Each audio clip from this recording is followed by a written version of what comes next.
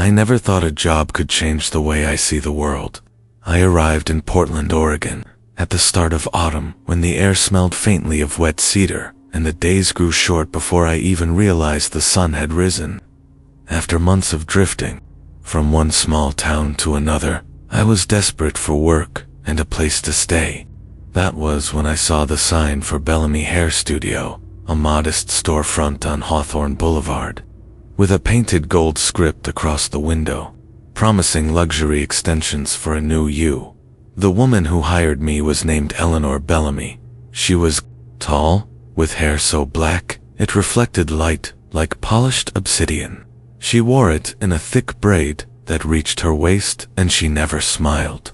She told me she had seen me through the glass and decided I had the right hands for delicate work. I took the offer before she could change her mind. The pay was better than anything I had earned in months, and the hours were long enough to keep my mind busy. From the moment I stepped inside, the place unsettled me.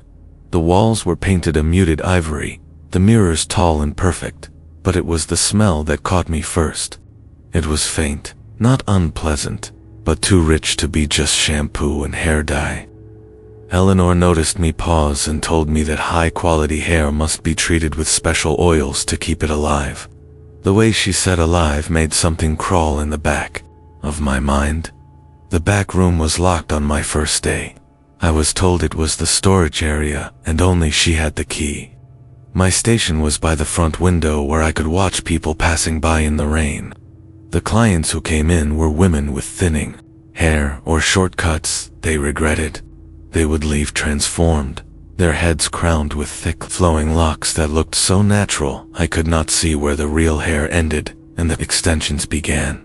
It was only on my third shift that I began to notice something. When Eleanor brought out a new bundle of hair from the back, I saw a thin streak of dried red near the cut end. It could have been dye, but it did not look like dye. She caught me staring and asked if I was ready to start. Her eyes were dark and steady, and I nodded without a word. One evening, after closing, she asked me to sweep the floor while she tallied the day's earnings. A single strand of hair clung to my wrist as I worked. It was longer than my arm, coarse, near the root, and pale blonde. I turned it in the light and thought I saw the faintest discoloration at the base, like something had seeped into it long ago. I dropped it quickly and kept sweeping. Rain pounded against the glass when the last client left. Eleanor locked the door and said she had to make a delivery. She left me alone for the first time. The shop was silent except for the hum of the ceiling fan. I told myself not to look, but my eyes drifted toward the back door. The key was not there, yet the lock was old and worn. I could see a narrow gap between the door and the frame. I pushed it gently. It opened just enough for me to see inside. The air in the room was colder, heavier. Rows of mannequin heads lined the shelves, each wearing long cascades of human hair. Some were glossy and perfect, but others looked brittle. The color faded to unnatural shades. A faint metallic tempest drifted out toward me. I stepped inside. In the far corner, beneath a sheet of clear plastic, I saw something that did not belong in a hair studio. A stainless steel table with straps fixed at the sides. Beside it, a large canvas bag lay half open. Inside was a mass of tangled black hair, still attached to something pale and soft. My stomach turned. I stepped back quickly, knocking against one of the mannequins. Its head rolled onto the floor, and I saw the inside was not hollow, but filled with something gray and shriveled. Before I could run, I heard the front door unlock. The sound of the key turning was louder than the rain outside. Eleanor's voice carried through the quiet shop, low and steady, telling me she hoped I had not been somewhere I should not. My hands were shaking. I stepped back into the shadows, unsure if I should lie or confess. The lights flickered, and in the moment of darkness, I saw her silhouette standing in the doorway. She was holding something long and thin in one hand, and in the other, a bundle of wet hair dripping onto the floor. Eleanor did not speak right away. She stood in the doorway, water dripping from the hem of her coat, her gaze fixed on me. The bundle of hair in her hand was almost black, but when the light caught it, I saw streaks of deep crimson hidden among the strands. She placed it carefully on the counter, smoothing it out like a precious fabric, then set the thin metal tool she carried beside it. It was long, with a hooked end, the kind used to thread hair for extensions, but this one was stained dark. She told me she had been working late and that the streets were dangerous at night. Her voice was calm, almost gentle, yet I felt something coil inside those words. I stepped out from the back room, keeping my eyes down, hoping she would not ask why I had been there. But she followed my line of sight, noticing the slightly ajar door. Her mouth curved into something too faint to be called a smile. She said the back room was for trained hands only, and that there were techniques I was not ready to see. I nodded, but my mind kept replaying the sight of that canvas bag. I could still smell the metallic temps in the air. I tried to leave it behind when I went home, but even in my small rented room above the laundromat, the scent seemed to follow me. That night, I dreamed of hair spreading like roots across my bed, twisting around my wrists and ankles, pulling me down into the dark. The next day, the shop was busy. Eleanor moved between clients with the precision of a surgeon. I noticed she never wrote down where she sourced the hair. When a client asked, she would say it came from overseas, collected from donors in rural villages. But I could not forget the pale strands I had seen in the canvas bag, or the brittle gray locks on the mannequin heads in the storage room. In the late afternoon, Eleanor asked me to fetch a box from the basement. I had not known there was a basement. She unlocked a narrow door behind the counter and handed me a flashlight. The stairs creaked under my weight, the air below cold and damp. The beam of light cut across shelves lined with jars. At first I thought they held preserved wigs, but when I looked closer, I saw they were filled with something else. Strands of hair floated in cloudy liquid, coiling against the glass like living things. Some jars had names written in faded ink on the lids. Others had no markings at all. In the far corner, a wooden crate sat half open. Inside was a pile of hair still attached to scalps, the skin dry and cracked. I stumbled back, knocking the flashlight against the wall. The sound echoed through the basement, followed by a creak from above. Eleanor's voice drifted down the stairs, asking if I had found the box. I answered too quickly, telling her yes, my voice shaking. I grabbed the nearest sealed carton, climbed back up, forcing my face into something neutral. That evening, after the last client left, Eleanor told me she was pleased with my work. She said she might trust me with more responsibilities soon, that I seemed to have the right temperament for delicate acquisitions. I asked what that meant, but she only said I would understand in time. When I locked up, the rain had stopped. The streets glistened under the streetlights, and the air smelled faintly of the river. I told myself I would not return, that I would leave Portland in the morning. But when I reached my room, an envelope was waiting under the door. Inside was a wad of cash and a single strand of hair tied with red thread. The strand was warm. The strand of hair lay on my table, tied neatly with red thread. I stared at it until the streetlights outside began to fade. It felt heavier than it should, as if it carried something inside it. I told myself it was only hair, but when I reached to move it, my hand trembled. I barely slept. Sometime after midnight, the phone in my room rang. No one called me there. I let it ring until it stopped, but almost immediately, it began again. When I picked it up, I heard Eleanor's voice. She told me she needed my help, that there was an urgent delivery to make, and she could not do it alone. Her tone was not a request. I met her outside the shop an hour later. She stood by a dark van, the street around us empty, except for the faint hiss of rain on asphalt. She handed me gloves and told me to get in. The back of the van was lined with black plastic, a faint smell of antiseptic masking, something sharper underneath. We drove without speaking, the city falling away behind us. The headlights carved a narrow path through the fog. After half an hour, Eleanor pulled onto a side street near the industrial waterfront. She told me to stay close and not to speak. The building we entered was an old storage warehouse, the air thick with the scent of mildew and rust. Eleanor led me down a corridor, lit only by a few bare bulbs. At the far end, a single metal door stood ajar. Inside was a small room, and in the middle of it, a chair.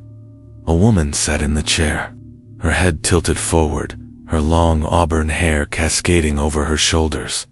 Her wrists were bound with cloth. At first I thought she was asleep, but then her fingers twitched against the armrest. She lifted her head slightly, and I saw the dull glaze in her eyes. Eleanor set a leather case on the table and opened it. Inside were scissors, clamps, and other tools I did not recognize. She stepped behind the chair and began separating the woman's hair into sections with the precision I had seen in the shop. But there was no warmth here, no client smiling in the mirror. This was extraction. The scissors whispered through the strands. The sound was too loud in the stillness. With each cut, more hair slid into Eleanor's gloved hands. She placed the bundles into a cloth bag, moving methodically, humming under her breath. I wanted to step forward, to stop her, but my feet felt nailed to the floor. Then the woman in the chair looked at me. Her lips parted, but no sound came out. Her eyes were wet and glassy, and in them I saw something that hollowed me out from the inside. She was not going to leave this place alive. When Eleanor finished, she produced a small curved blade and began trimming closer to the scalp, scraping away the last traces of hair until the skin was bare and pale. She set the final bundle in the bag and closed it, then leaned down to whisper something into the woman's ear. The woman's eyes closed, and her body went still. Eleanor turned to me, her face calm, almost serene. She told me to take the bag back to the van while she stayed behind to handle the rest. My hands shook as I lifted it. The hair inside was still warm, and as I carried it out into the foggy night, I thought I felt it shift.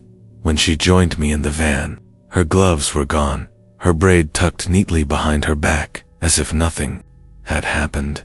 She told me I had done well, that I had proven I could be trusted. As we drove back toward the city, I stared at my reflection in the window. The fog outside distorted my face, blending it with the dark shapes sliding past, and in the faint light from the dashboard, I noticed a single strand of auburn hair resting on my shoulder. The morning after the waterfront, I could still smell the damp metallic temps in my clothes. No matter how many times I scrubbed my hands, the scent clung to my skin. I told myself I would not go back to Bellamy Hair Studio, that I would pack my bag, take the bus south, and vanish before she could find me. When I stepped outside, the streets were wet from another night of rain. My boots splashed through shallow puddles as I made my way toward the Greyhound station. But at the corner of Hawthorne and 35th, I stopped. Parked across the street was Eleanor's black van. The windows were tinted, the engine off, but I could feel the weight of it, watching me. I kept walking, telling myself it was coincidence. But 2 blocks later, it was there again, parked at the mouth of an alley. No driver visible. My pulse picked up. I ducked into a coffee shop, trying to calm myself. Inside, the air was warm and smelled of espresso, but the moment I glanced toward the counter, my breath caught. Pinned to the corkboard beside the register was a flyer. Bellamy Hair Studio. Luxury extensions for a new you. The model in the photo had thick auburn hair that I recognized immediately. I left the coffee shop without ordering and headed straight for my room. When I reached my building, the door to my unit was ajar. Inside, nothing looked stolen, but everything felt touched. The strand of auburn hair I had left on my table was gone. In its place was a bundle of pale blonde, tied with black thread. That night, I heard footsteps in the hall. They stopped outside my door, paused, then moved on. I sat in the dark, every sound magnified. I told myself it was only other tenants, but my gut said otherwise. The next morning, an envelope lay on my doormat. Inside was a key, and a note written in sharp, deliberate handwriting. Tonight, midnight, studio, bring the gloves. I thought about throwing it away. I thought about burning it. But when night fell, I found myself walking toward the shop, the key clutched in my hand. The street was empty, the air heavy with mist. I let myself in through the front door. The shop was dark, the only light coming from under the backroom door. I stepped inside and froze. The stainless steel table was bare now, but the mannequins had multiplied.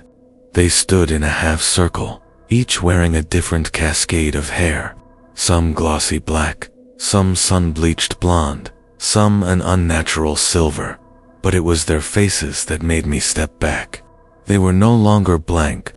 The features were too detailed, the skin too textured. Eyes stared at me from beneath the hair, glassy and unblinking. Eleanor emerged from the shadows, her braid resting over her shoulder, her hands clasped behind her back. She told me there were rules in her line of work, that hair taken without ceremony was cursed, heavy with grief. That was why she kept the faces, to hold the sorrow in place. She handed me a pair of gloves and pointed toward the far corner, where a figure sat slumped in a chair. I could see the long brown hair spilling over the side, the way the strands caught the light like polished chestnut. She said it was time for me to learn the process from start to finish. I stood frozen, the gloves limp in my hands. Eleanor stepped closer, her voice low and even. She told me that once I touched the hair, there would be no leaving, that the work would stay in my hands until they were no longer mine. The gloves felt cold against my skin as I pulled them on. Eleanor stood behind me, silent, the faint scent of that same rich oil drifting from her braid. I could feel her watching, waiting for me to move toward the figure in the chair.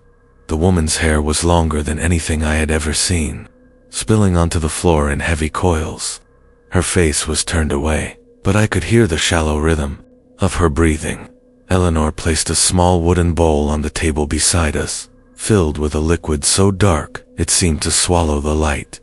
She told me it was meant to ease the hair away from the spirit, to keep the grief from binding itself to the strands.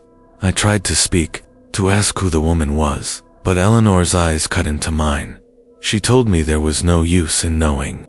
Names made the work harder. Then she dipped a silver comb into the dark liquid and handed it to me.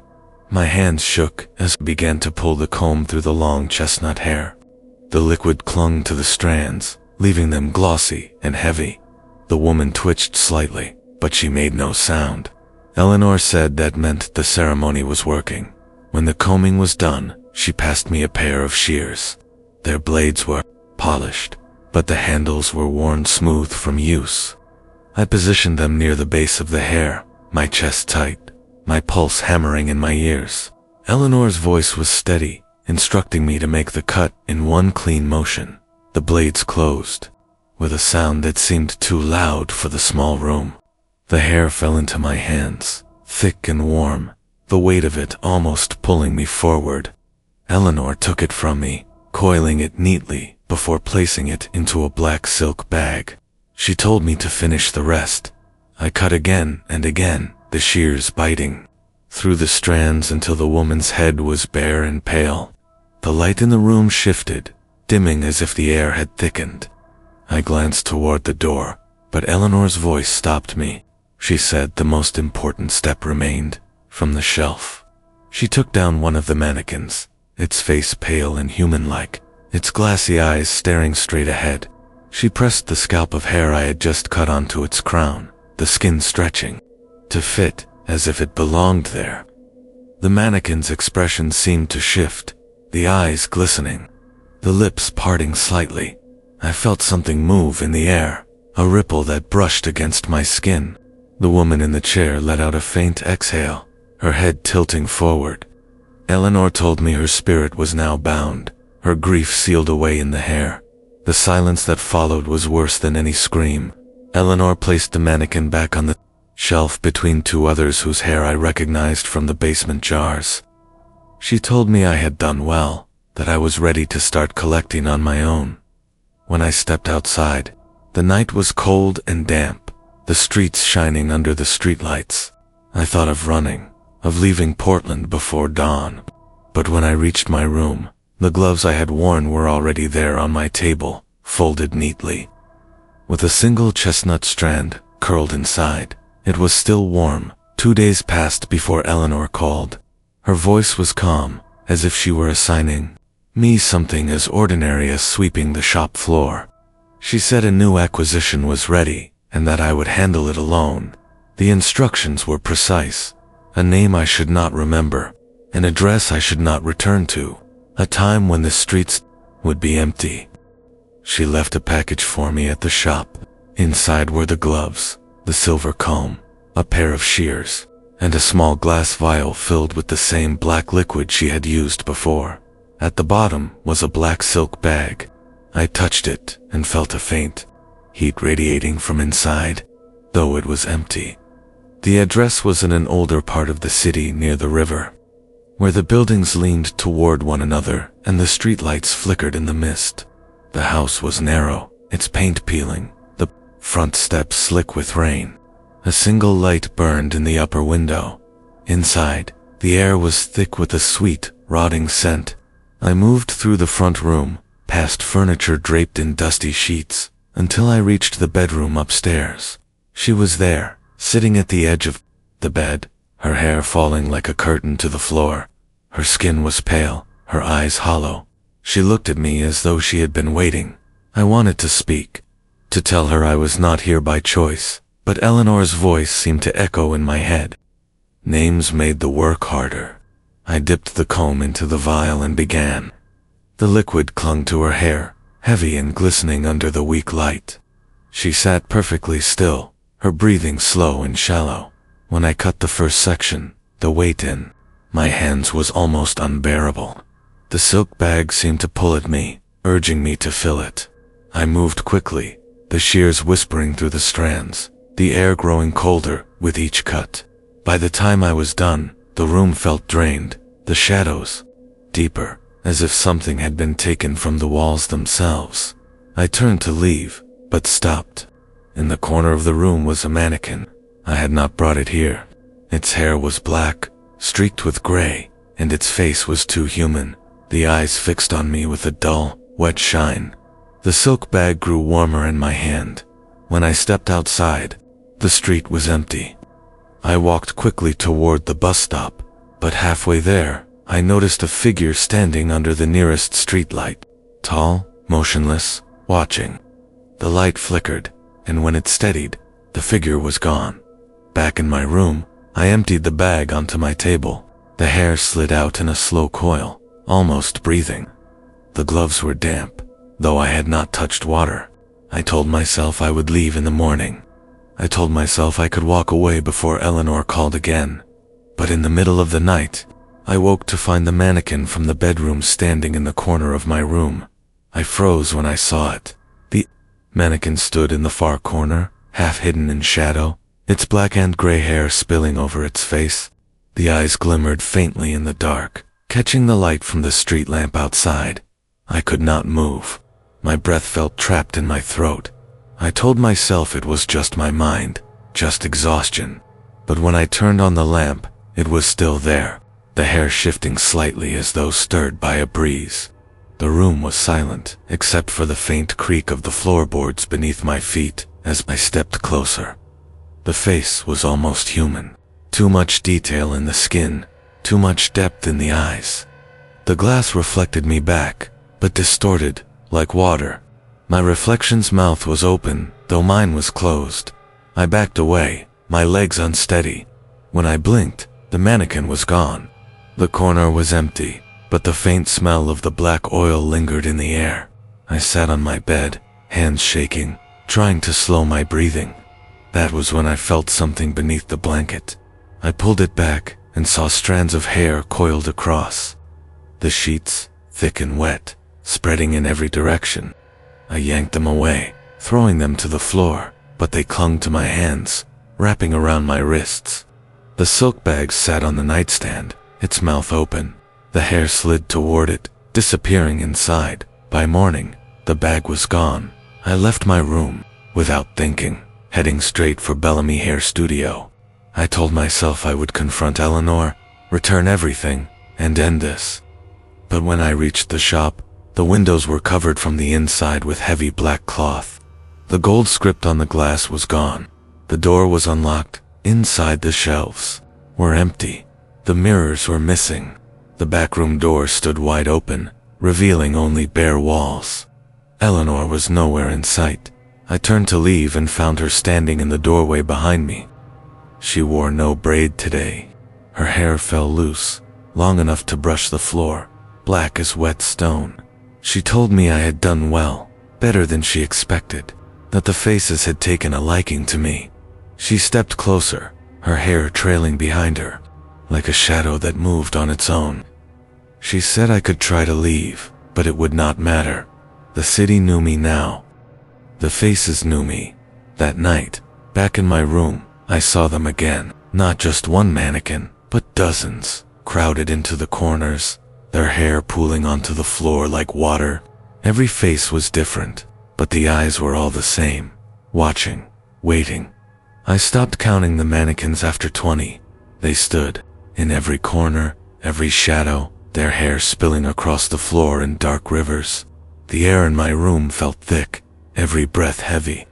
When I closed my eyes, I could hear them, not voices exactly, but a low, steady hum, as if the strands themselves vibrated with something alive. The walls began to shift. At first it was subtle, the angles stretching, the paint darkening. Then the floor beneath me softened, giving way to something that felt like woven fabric.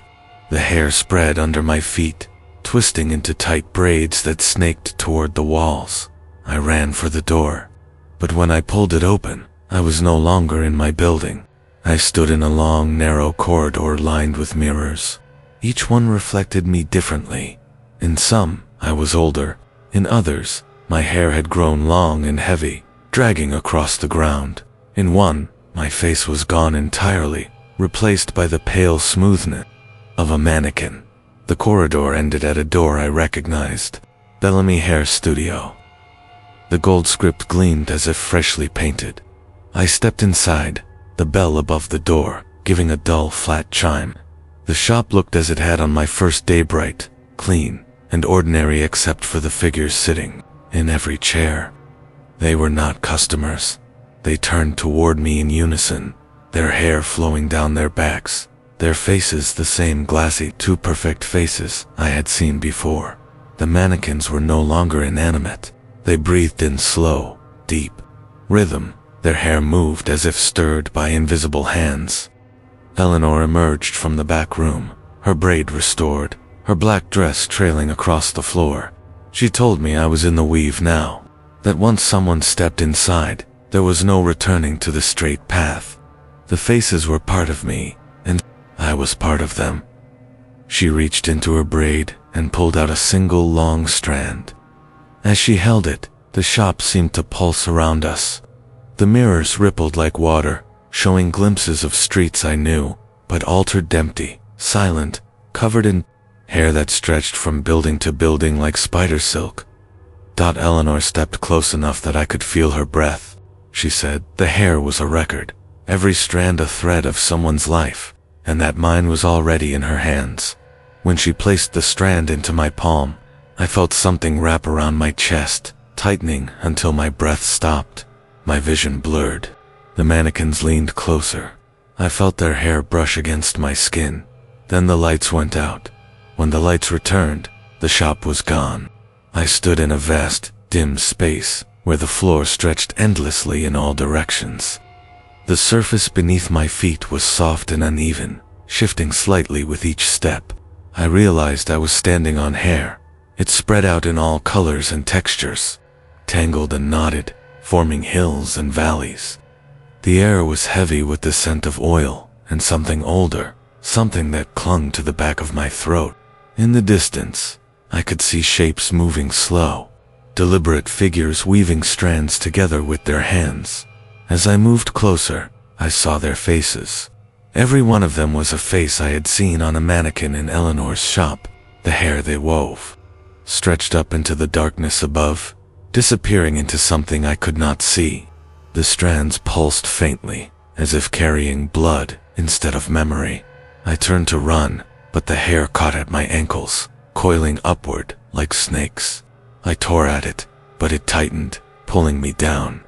Eleanor's voice rose from somewhere ahead, calm and clear, telling me that every thread needed a knot, and I was hers. She emerged from the weaving figures, her braid gone, her hair loose and alive, moving as if in water. It reached toward me, wrapping around my arms and chest, drawing me closer. She placed her hands on either side of my head and told me that once tied, my strand would never come loose. The air around us thickened. The ground trembled as the weaving figures turned to watch. I felt a tug deep inside, as though something was being drawn out through my scalp. The sensation was cold and hot at the same time, sharp and endless. A strand of my own hair lifted into the air, glowing faintly. Eleanor took it between her fingers and tied it into the mass above us. The knot tightened, and I felt myself split part of me, still standing there. The rest pulled away into the weave. I tried to scream, but no sound came. My vision filled with faces, thousands of them, their hair flowing together into an endless black sea. Somewhere in the darkness, I felt my own face staring back at me. Eleanor's voice was the last thing I heard before the ground gave way. She told me the weave was patient, and now I was part of its pattern. I fell through the hair like water, sinking deeper with every breath. The darkness was endless, the strands wrapping around my limbs, pulling me into their slow, steady rhythm. Each thread I touched carried a memory, a woman's laughter, a child's scream. The hollow silence after a final breath. When I tried to open my eyes, I was looking through someone else's. The view shifted to an old bedroom lit by a single lamp. A pair of scissors glinting on the dresser, a woman's hair spilling across the floor. The vision twisted, becoming another room, another face, another cut. They came faster and faster, until I could not tell which belonged to me. The hum of the weave grew louder, vibrating through my bones. Ahead, in the shifting black, I saw Eleanor. She stood on a platform made of knotted strands, her hair flowing upward into the darkness like a tether. She told me that the weave was not a prison, but a loom. That every life taken was a thread, every knot a story that would never unravel. She reached toward me. I felt my body respond without my will, moving closer, my feet sinking into the soft, living ground. She held a single strand in her hands, mine, and with a slow, deliberate motion, she tied it to the others. The moment the knot closed, the air left my lungs. My body dissolved into 1,000 threads, each one stretching outward, into the endless pattern. I could see through dozens of faces at once. I could feel the hair flowing across the floor of the shop, down the streets, into the river. Somewhere far above, sunlight touched the weave, and I felt the pull of it, new hair growing, new strands waiting to be claimed. The hunger moved through me like breath. Eleanor's voice reached me again, softer now, almost kind. She said I would never have to run anymore, that the city would bring them to us. In the mirrors of the shop, my face still sits among the others, glassy-eyed, hair spilling over my shoulders. When someone steps too close, I feel the hum rise inside me. My fingers twitch. The weave waits,